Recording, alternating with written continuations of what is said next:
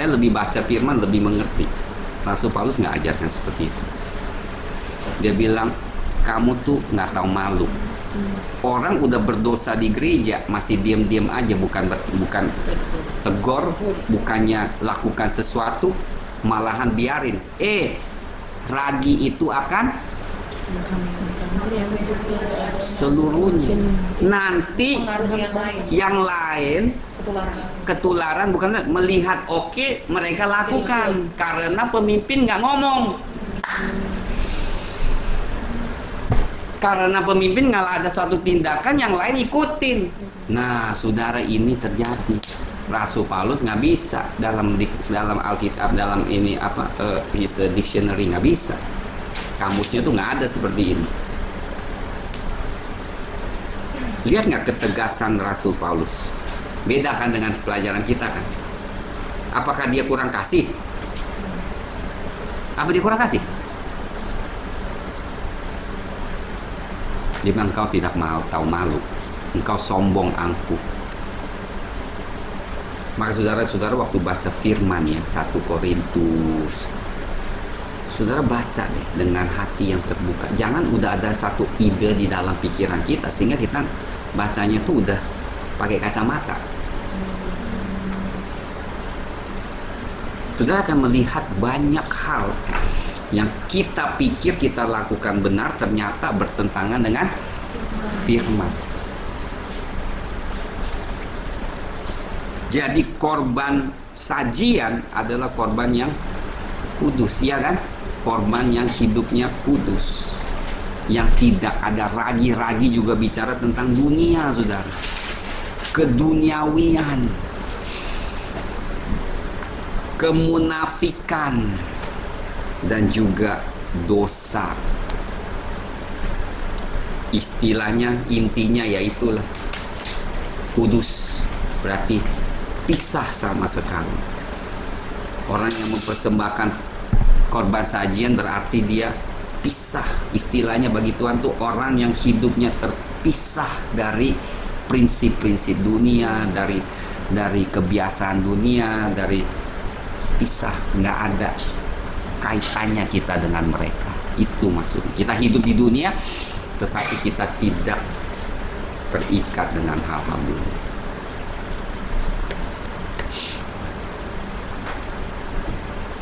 Oke, terakhir, saya tahu udah capek nih semuanya nih, lagi nggak kuat nih. Bisa nggak yang ketiga nih? So, yang ketiga nih lebih berat lagi, tapi menarik sekali nih. Ketiga menarik sekali, saya mesti sampaikan. Apa persembahan yang ketiga? Korban keselamatan, atau lebih tepat pendamaiannya. Korban pendamaian, kenapa saya tekankan korban pendamaian? Sebab apa yang dipersembahkan, yang disuruh dipersembahkan kepada Tuhan, bukan seluruh binatangnya, adalah hal-hal yang dipilih. Nah, ini menarik sekali. Kita lihat nih pasal 3.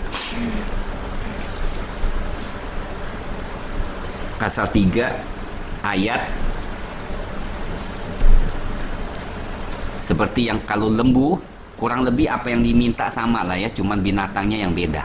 Tapi yang saya mau tekankan, apa yang Tuhan minta, apa yang harus dipersembahkan di dalam korban keselamatan. Ayat 4, ayat 3.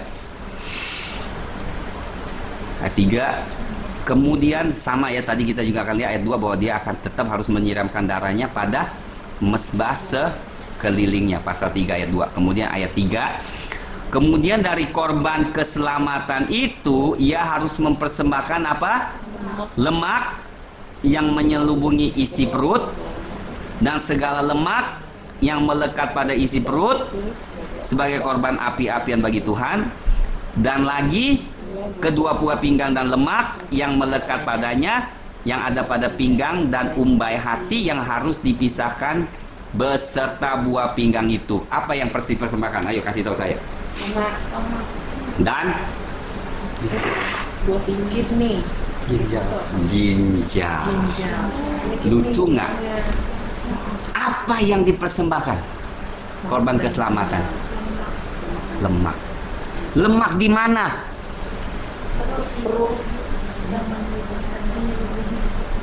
Kalau di internal organ. Perut, kemudian hati, ginjal. Ada satu lagi, saya tahu kurang di Indonesia punya, ayat 4. Flanks. Flanks. Flanks is what? Liver ya? Liver points. Flanks apa? Ayat 4. Two kidneys, along near the lungs, and one lobe of liver. By the flanks. Itu yang kidney. By hati one lobe of liver, liver hati. Ginjal ternyata bahasa Ibraninya tuh sama dengan arti pikiran, akal budi. The mind. Wordnya, Fantastic, saudara bisa cari, cek. Apa yang tadi Bece katakan, tadi saya katakan di Roma 12, pembaruan budi. pembaruan akal budi. Dahsyat. Berarti memiliki pendamaian dengan Tuhan, satu hal yang penting, harus ada akal budi yang baru. Kalau nggak, kita nggak ada damai. Hidup kita tuh berontak terus karena kita tidak sesuai dengan. Nah, apa yang membuat kita selalu stres? Pikir. Khawatir lah, ntar gua gimana, ntar gini. Yang kita ingin tidak sesuai, ya berantem, ya bertentangan. Mana damai? Ada damai? No. Dahsyat nggak saya katakan? Imamat ini dahsyat nggak? Dahsyat makanya.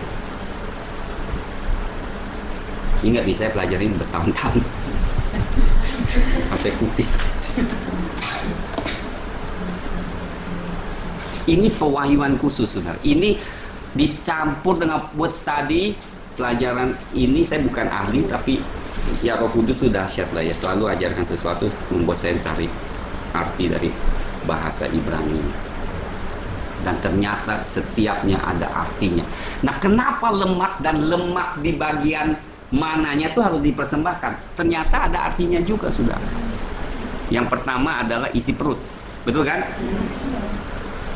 Tadi saya katakan apa? Mengasihi entrails. Entrails itu perut kan, isi perut.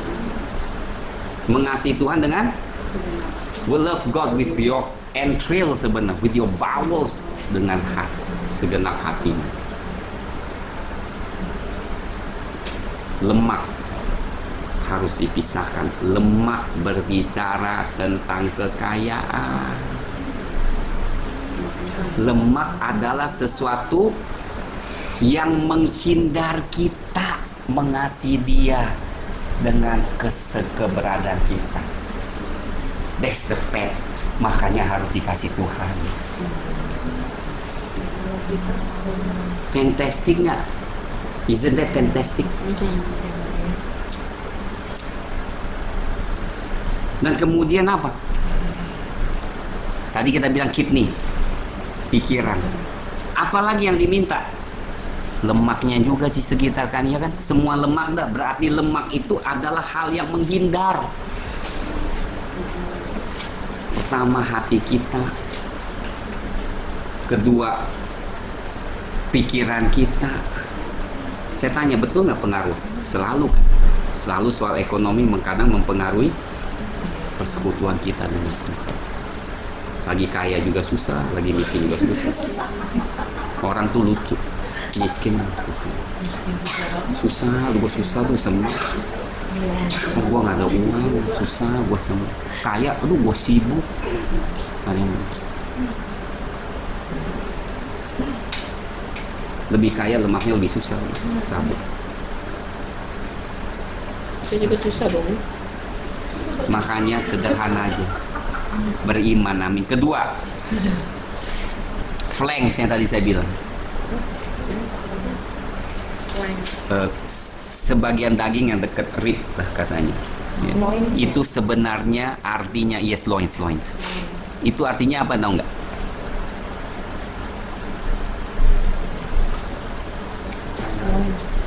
Kepercayaan. Ada satu lagi nih.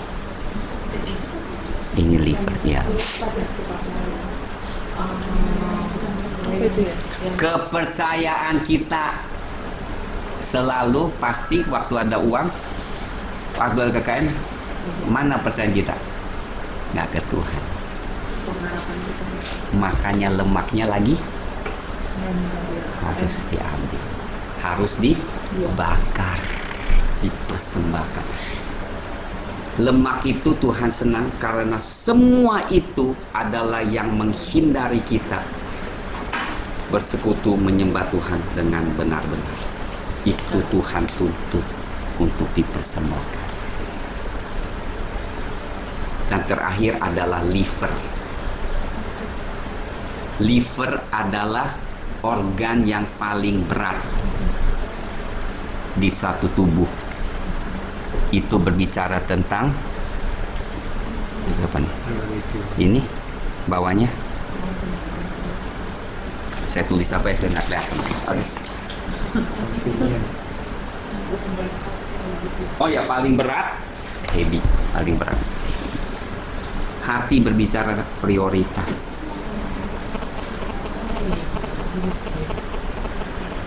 Prioritas kita selalu keliru, sehingga kita selalu, makanya damai ini dahsyat. Waktu setelah saya pelajari, saya bilang, aduh Tuhan, begitu dalam pewahyuan Tuhan di dalam Alkitab. Nah sekarang kalau kita ngerti ini, nah saya tanyakan, perjanjian baru tulis KCD nggak? Nah, kita bilang perjanjian lama nggak penting. Terbalik. Kalau saya bilang perjanjian lama justru penting. Untuk mengerti perjanjian baru dengan jelas, kasih karunia Tuhan dengan baik, kita harus ngerti dulu dong perjanjian lama. Lebih kita mendalami, lebih kita apresiasi. Katakan ya, lebih kita bersyukur. Waduh Tuhan, ternyata perbuatanmu tuh di kayu salib tuh mencakupi seluruh aspek kehidupan kita. Peace offering, remember that, it's very powerful. Dan satu lagi ayat 9. Agak bedanya sedikit, tapi saya mau tekankan ayat 9. Ayat 9 baca. Harus mempersembahkan lemaknya segenap, yakni segenap ekor yang berlemak dan harus dipotong. Aduh, sayang sekali bahasa Indonesianya ya. Nah, makanya ini bahasa Indonesia. Saudara, saya minta saudara belilah King James ya, beli King James ya.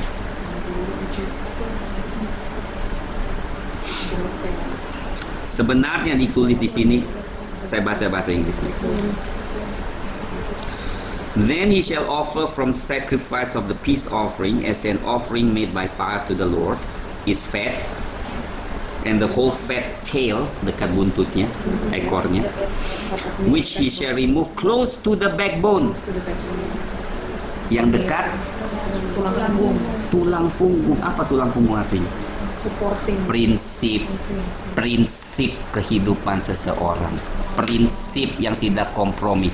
Backbone itu berarti, selalu ingat, backbone, tulang pinggang, tulang apa namanya, punggung ini adalah untuk membuat kita berdiri, ya kan, tegak, itu artinya. Nah, kita selalu bengkok karena kita tidak punya prinsip. Tuhan tidak mau. Seperti saya katakan tadi, Rasul Paulus ada prinsip. Rasul Paulus bukan orang yang menyenangkan semua orang, nggak pernah dia mau lakukan seperti itu. Kita juga nggak mungkin. Dengar saudara, tidak mungkin kita menyenangkan semua orang. Nggak mungkin di dunia ini. Kita hanya satu, menyenangkan hati Tuhan.